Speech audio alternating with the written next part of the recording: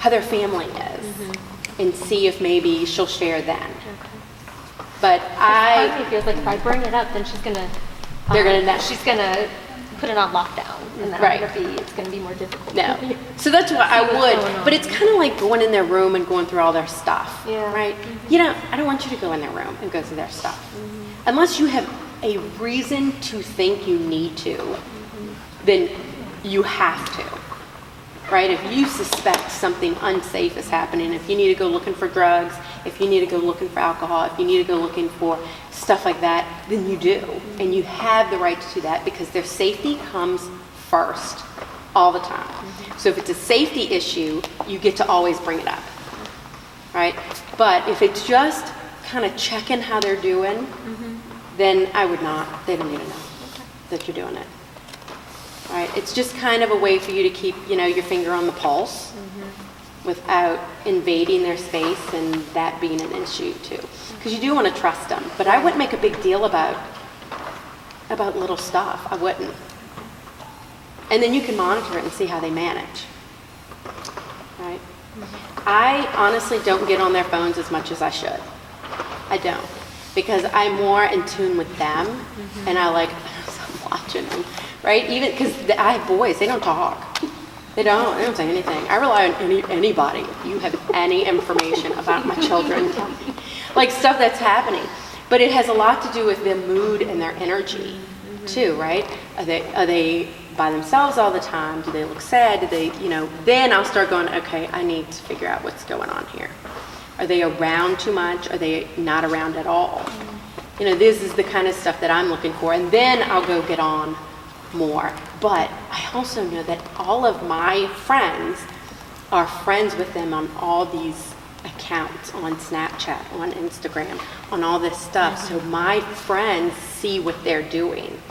And I don't have to be on it because they don't actually want to be on it. But if you can be, I would be on it. I would be on Snapchat with them. I would be on Instagram with them. Whatever they're on, you need to be on it with them and see what's going on, what they're posting, all that kind of stuff. Because then, you get to see what's happening.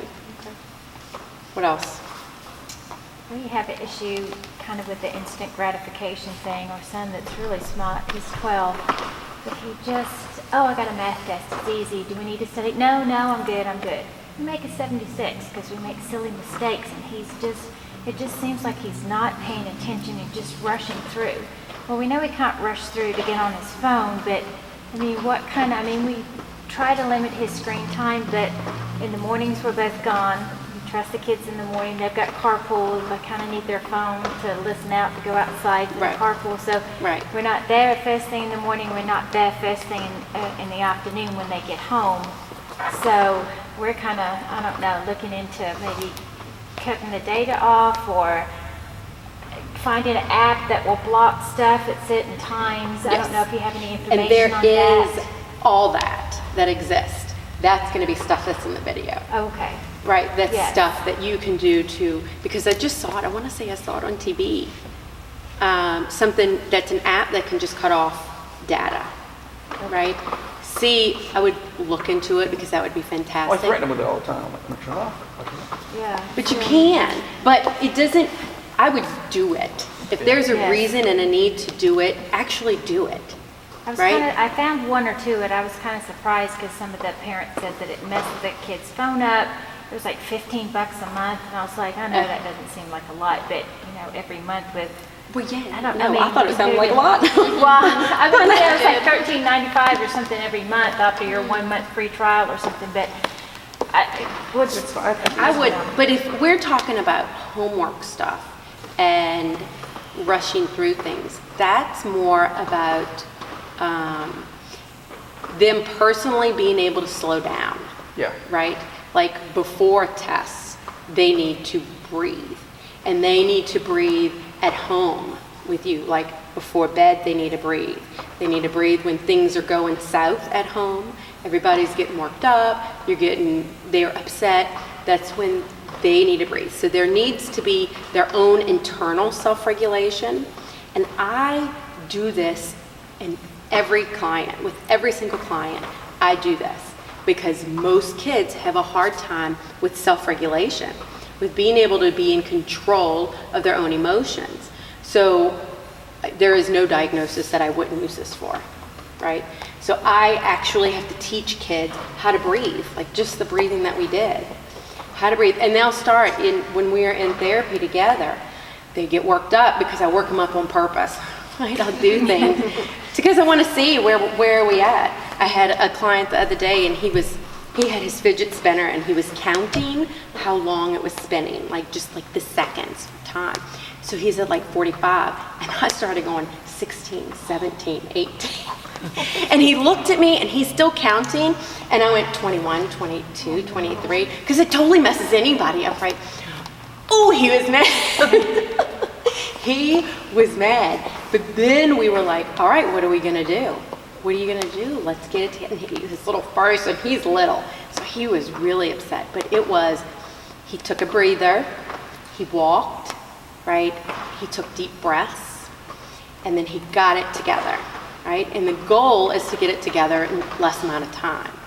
So with your child, teaching him to breathe even before he takes a test, right? So before you take any test, you should do deep breathing. The main reason for doing that is because you give oxygen to your brain, so you actually think better, right? And it slows you down, especially if there's some test anxiety that happens, right? It helps them stop focusing on their anxiety and focus on their breathing. And nobody knows that you're doing this stuff. You can do it anywhere. They can deep breathe right at their desk, right? But he needs to slow himself and slow his thoughts so that when he starts the test, he can focus. And when he starts speeding up, because he will, he'll start moving. Always the first one done. That's when he needs to stop and breathe.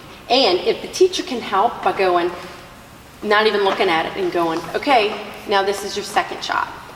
Go back and do it again, right? If he's already done, if she's willing to just give it back and he's got to go back over it, right? Not because he did anything wrong. Like, I don't want her checking it and giving him some advantage, right, over other kids. But if they can just give it back, even with homework and stuff, let's now this time do it and breathe before you do it, right? And see that. But if he can start breathing at night, it will teach him how to calm himself. And we always start at night to help with bedtime, right? So then they go to sleep better. I have a couple ADHD kids who we breathe in therapy, and we do relaxation stuff. And to ask an ADHD kid, how do you feel, and their response is tired, is amazing, because that is not. And we are not at home in bed. We are in my office here at St. Stephen's, right? They're just laying on the couch. So getting them to slow themselves is huge. If they can do the deep breathing stuff now, if you can teach your kids now to do deep breathing, they will have a huge advantage over you in life, because you take away test anxiety. You teach your kids how to control their own emotions, right? Where to put it, how it has a place, and to focus right now, right? What causes most anxiety is we worry about what happened or what's gonna happen.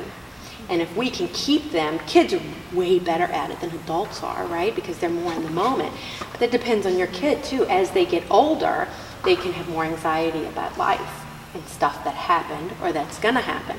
So the more we can teach them to be right here in this very moment, the calmer they can be. They can get through just one problem. All right, I did it. All right, let me do the next one now, right? And not doing a whole page at a time, or all of their homework at one time. Let me get through math homework. Right, I did it, okay? Deep breath, being proud of myself. Let me move on. Did that help? Okay. So deep breaths and don't eat the marshmallow. Great. Don't eat the marshmallow. Great, Ever got it. eat the marshmallow. Oh, Wait 15 minutes and eat your marshmallow. Yes. So how do you introduce the breathing without your kids thinking you're being ridiculous? Like, Mom. First, it's everywhere, right? If you were to pull up something on the internet about anxiety and breathing, or just breathing, if somebody else was to teach it, it would be helpful. right? But if you can do it with them at bedtime, it's usually the best place to actually start it, right? If you can just breathe, it's weird, but if I came up to you and I just started deep breathing, you would just breathe with me, right? I know, it sounds odd. It's a weird thing that happens. But if I stood in front of you and I just started deep breathing, you would just mimic me, right? I wouldn't even have to say anything to her, and she would do it. So you could try that too, but you can also do it without teaching it. You could do it like when you're stressed at home, like, okay, I just burned the dinner again. Right. Okay, that actually happens at my house for me. But I just burned it. And now I have Parker will come over and he's like, just breathe, Mom. Just breathe, Mom. I'm like, I'm going to get it together. It's okay. Right? But if you can role model breathing, in the car is great because there's lots of reasons to deep breathe in the car, right? So somebody does something ridiculous and you say, okay, I'm just going to breathe through this.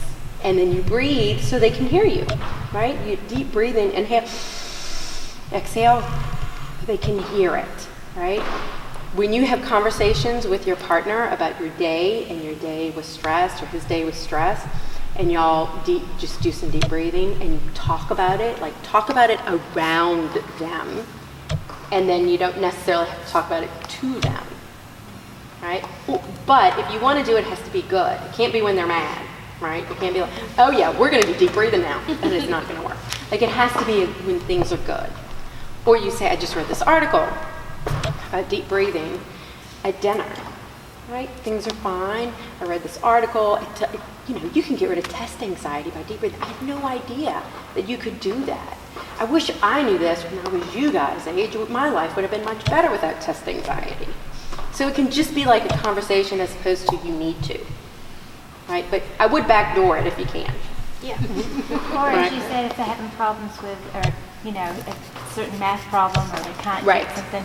Breathe. We take deep breaths, it might stimulate our brain. Let's Yes. sit and calm down. So, Breathe, Yeah. breathe. And I actually do essential oil stuff with them too, to help calm, help with sleep, help with studying, help with the other thing, math, particularly drumming helps with math.